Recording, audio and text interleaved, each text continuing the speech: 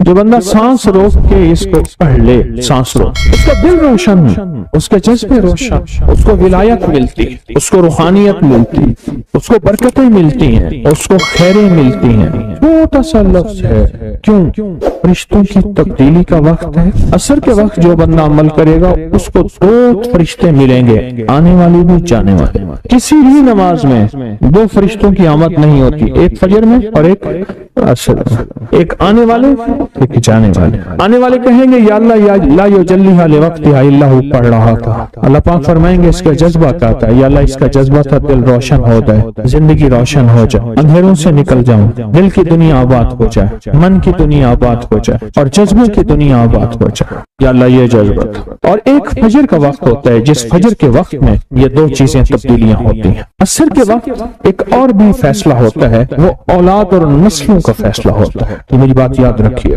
اولاد اور نسلوں کا فیصلہ عصر کے وقت ہوتا ہے۔ اس لیے فرمائے جو بندہ عصر کے وقت یا رحمان پڑھے، میں جو بندہ عصر کے وقت 11 بار یا رحمان پڑھے گا، کیا پڑھے گا؟ صرف 11 بار یا رحمان پڑھے گا عصر کے وقت، اللہ اس کی نسلوں کے فیصلے فرماتے ہیں۔ بڑی قیمتی بات، نسلوں کے فیصلے فرماتے ہیں، نسلوں، اللہ اس کی نسلوں کے فیصلے۔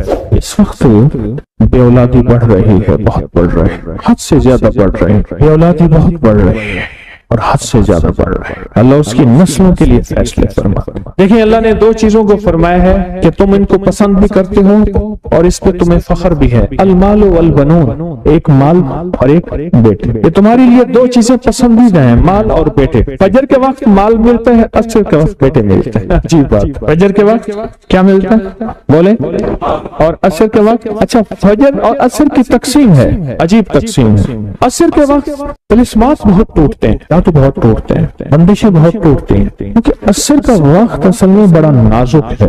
ظہر اور مغرب کے درمیان کا نازک وقت، انسان نے ظہر کو وقفہ کیا، فجر کا کام کیا ہوا ہے، اب وہ اس کو مغرب قریب نظر آتی ہے، اور یہ نماز بہت حساس نماز، بہت حساس، بہت حساس۔ فجر کا جو بندہ فجر کو قیمتی بنا لے گا، اللہ اس کی نسلوں میں روزی نہیں چھینے گا، اس کی نسلوں میں رزق نہیں چھینے گا، اس کی نسلوں کے اندر روٹی نہیں چھینے گا، اس کی نسلوں میں قرضے نہیں ہوں گے، اور اس کی نسلوں میں فقر نہیں ہوگا، اس کی نسلوں میں غربت نہیں ہوگی، اور اس کی نسلوں میں مفلسی نہیں ہوگی۔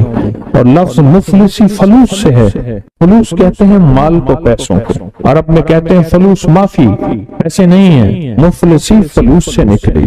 اللہ پاک اس کی نسلوں سے مفلسی نہیں دیں گے جو فجر کے وقت کو قیمتی بنا لے۔ تھوڑا سا وقت فجر کا، اور ہے نازک سا وقت، عصر کا وقت بھی بڑا نازک سا آیا اور گیا، ظہر کا وقت بہت لمبا، مغرب کا وقت عشاء تک، عشاء کا وقت فجر تک، فجر سے پہلے سارا عشاء، عصر کا وقت بہت نازک ہے اور فجر کا وقت بہت نازک۔ یہ دو وقت فیصلوں کے ہیں، اور ان دو وقتوں میں جو بندہ فیصلے کروا لے وہ اندھیری دنیا سے نکل جائے گا، بیٹے، نعمتیں، رزق، عزتیں اور برکتیں پائے گا۔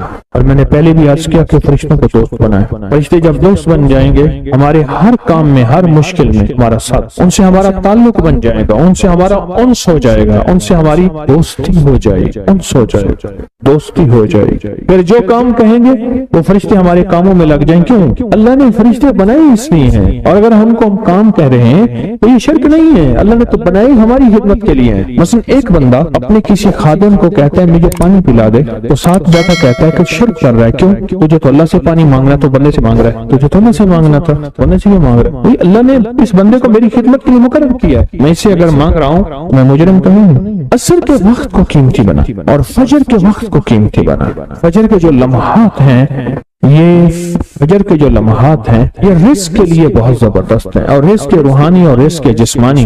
جو کہتا ہے میرے گھر میں رزق ختم نہ ہو، میری نسلوں میں رزق ختم نہ ہو، اور میری نسلوں میں فاقے نہ ہو، غربت نہ ہو، بڑے تمنگر دیکھے، بڑے مالدار دیکھے، ایسے لوگ دیکھے جن کے پاس خزانے ہی خزانے تھے، لیکن فقر اور فاقے کی جب لپیٹ میں آئے تو ہر چیز ختم ہو گئے، کیونکہ جب دینے پہ آتا ہے ان گنت دیتا ہے، اور جب لینے پہ آتا ہے ان گنت لیتا ہے، اور اتنا لیتا ہے کہ فقر فاقوں اور غربت کی انتہا ہو جائے۔ اپنی زندگی کے سفر میں ان دو اوقات کو قیمتی بنا، کالی دنیا سے نکل جائیں گے، اچھا پھر کالی دنیا کے ساتھ کالے روگوں سے نکل جائیں گے، ایسے روگ، ایسے مسائل، ایسے مشکلات جو مجھے زندگی میں الجھا دیں، جو میرے رزق میں مجھے الجھا دیں، جو میری صحت میں مجھے الجھا دیں، جہاں ناکامیاں اور پریشانیاں میرے ارد گرد پیدا کر دیں، اور میرے حالات میں مجھے تنگیاں آ جائیں، میرے حالات میں مجھے سختیاں آ جائیں، کالے روگ ایسے ہوں، لوگ مجھے چھوڑ دیں، لوگ مجھ سے منہ موڑ جائیں،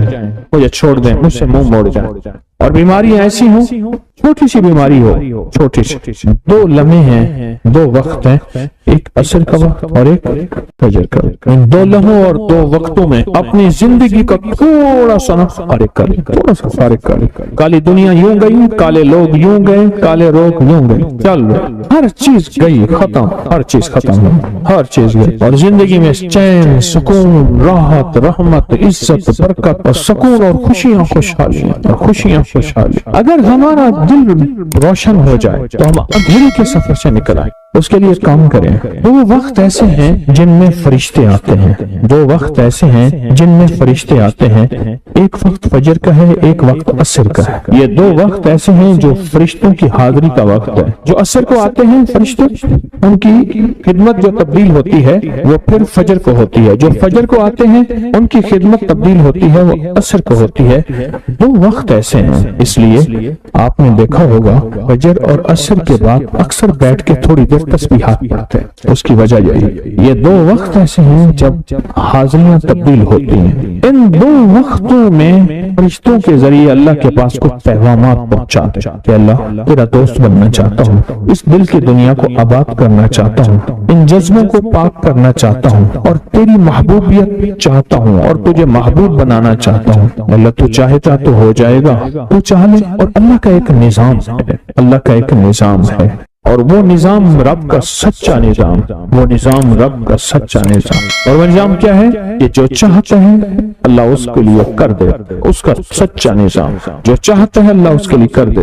اس لیے عصر کی نماز کے بعد جو شخص عصر کی نماز کے بعد کیا کرتا ہے، لا یجلیہا، بس سانس روک کے پڑھ لے، جتنی دفعہ پڑھ لے۔ عصر کی نماز کے بعد، عصر کی نماز کے بعد بڑے فیصلے ہوتے ہیں، اور فجر کی نماز کے بعد بڑے فیصلے ہوتے ہیں، طاقتور فیصلے ہوتے ہیں، بہت طاقتور فیصلے ہوتے ہیں۔ لا یجلیہا لوقتہا الا ہو۔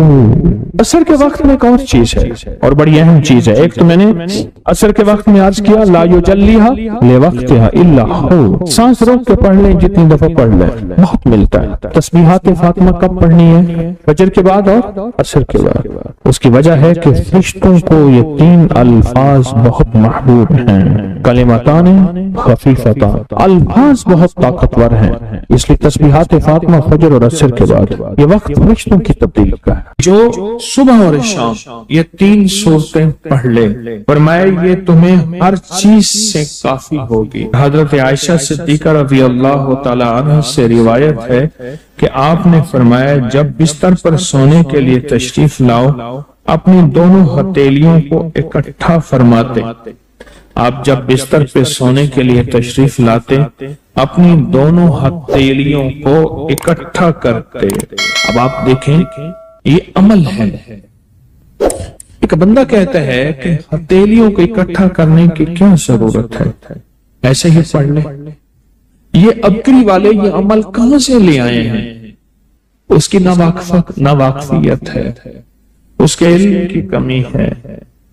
جو عمل میرے کملی والے نے فرمایا اب مجھے کسی دلیل کی ضرورت نہیں ہے، یا ہے کسی حوالے کی، کسی ثبوت کی نہیں ہے، جو میرے حضور نے فرمایا بس حق ہے، حق ہے اور حق ہے۔ تو فرمایا کہ آپ اپنے دونوں ہتھیلیوں کو غور سے توجہ کریں، اکٹھا فرماتے جیسے ہم دعا کے لیے جمع کرتے ہیں ہتھیلیاں، دعا مانگتے ہیں نا، ایسے میرے حضور اپنی دونوں ہتھیلیوں کو اکٹھا فرماتے، پھر تین صورتیں پڑھتے۔